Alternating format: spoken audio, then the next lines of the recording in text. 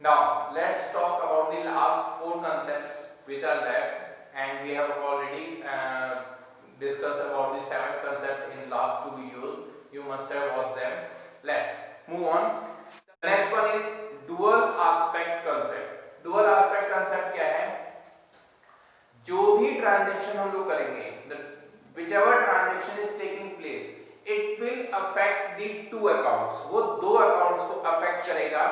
One is debit and other will be credit. मतलब एक को हम डेबिट करेंगे तो दूसरे को क्रेडिट करेंगे.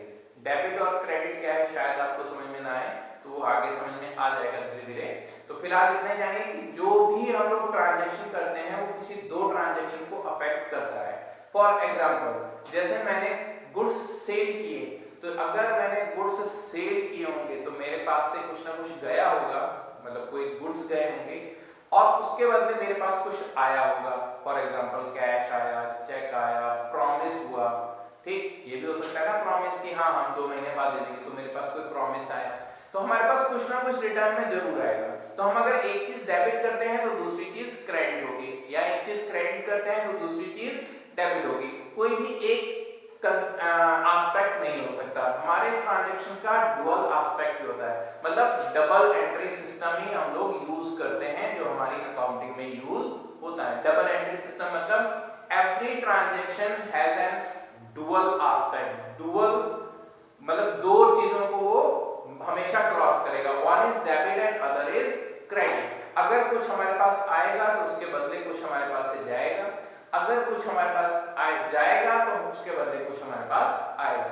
मतलब हमारे पास हमेशा एक्सचेंज होगा जिससे हम दो अकाउंट्स को हमेशा हिट करेंगे. Means we will affect two accounts in a single transaction. एक ट्रांजैक्शन में हम लोग एक लेन देन में दो अकाउंट्स को इफेक्ट करते हैं.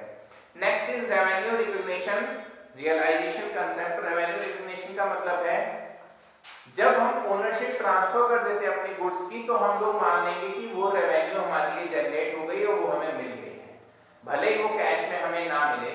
फॉर एग्जांपल, जैसे 1 जनवरी को हमें एक ऑर्डर मिला है गुड्स को सप्लाई करने का, लैपटॉप्स को सप्लाई करने का. 100 लैपटॉप सप्लाई करने थे मुझे. 1 जनवरी को उसका ऑर्डर मिला.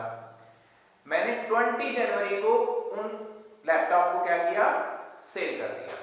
मतलब उस ऑर्डर को कंप्लीट कर दिया, मैंने उनको ट्रांसफर कर दिया 20 जनवरी को. 15 मार्च को मुझे उसका पैसा मिला. उन लैपटॉप्स का पैसा कब मुझे मिला है, 15 मार्च को. या कह लो हम इस अकाउंटिंग ईयर से बाहर ले जाते हैं उसको, 15 अप्रैल कह लो कि 15 अप्रैल को मुझे उस लैपटॉप का पैसा मिला.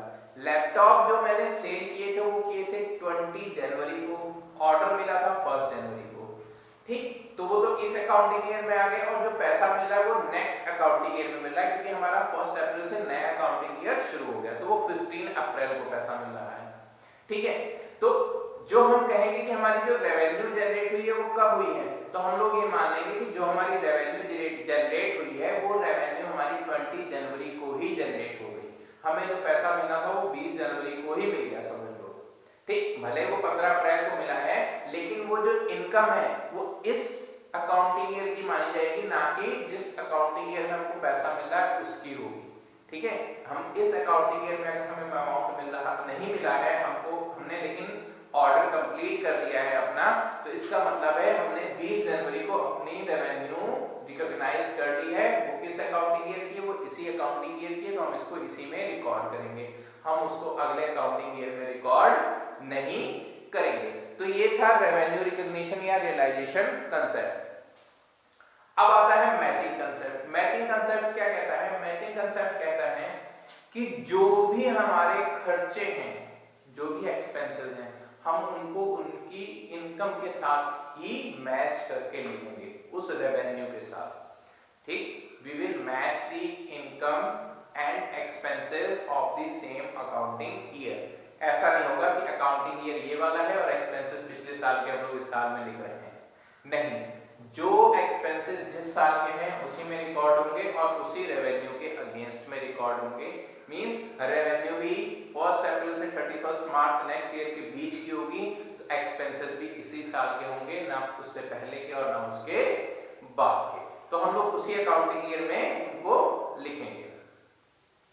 Last one is objectivity concept. Last जो कंसेप्ट है वो कौन सा है? ऑब्जेक्टिविटी कंसेप्ट है। ऑब्जेक्टिविटी कंसेप्ट क्या कहता है कि जो भी ट्रांजैक्शंस रिकॉर्ड किए जाएंगे वो किसी भी तरह के बायस में नहीं होंगे। बायस का मतलब है हम उसमें किसी में भेदभाव नहीं करेंगे, गलत नहीं लिखेंगे।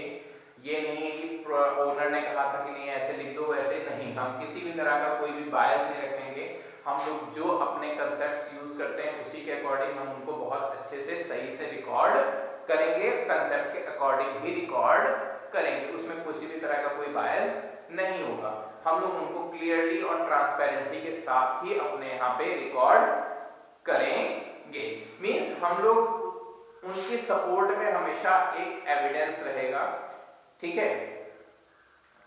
हम लोग हमेशा अकाउंटेबल रहेंगे उस चीज के लिए। मींस अगर हमने कोई ट्रांजैक्शन रिकॉर्ड भी किया है तो उस ट्रांजैक्शन के लिए एक वेरीफाएबल डॉक्यूमेंट होगा जिसको हम वेरीफाई कर सकते हैं। फॉर एग्जांपल जैसे हमने मशीनरी परचेज की है, तो जब हमने मशीनरी परचेज की होगी तो उस मशीनरी से रिलेटेड हमको एक इनवॉइस भी मिला होगा, ठीक, जिससे हमने परचेज किया, तो हम उस इनवॉइस को हमेशा सेफली रखेंगे। मींस अगर किसी भी तरह से कभी भी कोई चेकिंग आती है और वो कहता है कि ये ट्रांजैक्शन हुआ है तो प्रूव करो ये ट्रांजैक्शन सही है, तो उसको प्रूव करने के लिए, उसको वेरीफाई करने के लिए मेरे पास एक डॉक्यूमेंट होगा जिससे मैं उस ट्रांजैक्शन को वेरीफाई कर सकते हैं। हमने सैलरी दी है, हमने कोई एक्सपेंस पे किया है, हमने कोई चीज खरीदी है, सब चीज के लिए हमारे पास रिसिप्ट्स होती हैं। उन रिसिप्ट्स को या उन इनवॉइसेस को हम लोग अपने पास बहुत केयरली रखेंगे कि अगर कोई उस चीज को चेक करता है तो हम लोग ये प्रूव कर पाए कि हाँ ये वैलिड ट्रांजैक्शन है और ये हमने ट्रांजैक्शन सही में किया है और इनका ये प्रूफ है, ये वेरीफाइबल डॉक्यूमेंट है, ये डॉक्यूमेंट इस चीज को वेरीफाई करेगा।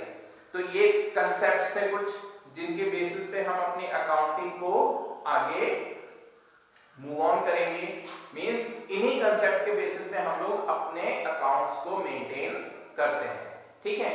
मींस हम लोग किस पे गोइंग कंसर्न कंसेप्ट है, ऑब्जेक्टिविटी कंसेप्ट है, मैचिंग कंसेप्ट है, रेवेन्यू रिकॉग्निशन है, कंसिस्टेंसी कंसेप्ट है, अक्रूवल बेसिस कंसेप्ट है, अकाउंटिंग पीरियड। अब कोई आपसे पूछ ले कि हम लोग 1 अप्रैल से 31 मार्च के बीच ही क्यों अकाउंट मेंटेन करते हैं, तो आप सीधे कह सकते हैं ये हमारा अकाउंटिंग पीरियड कंसेप्ट कहता है कि हमको एक फिक्स पीरियड में ही अपनी अकाउंटिंग को करना है और हर साल हम लोग उसी अकाउंटिंग पीरियड को ही मानेंगे।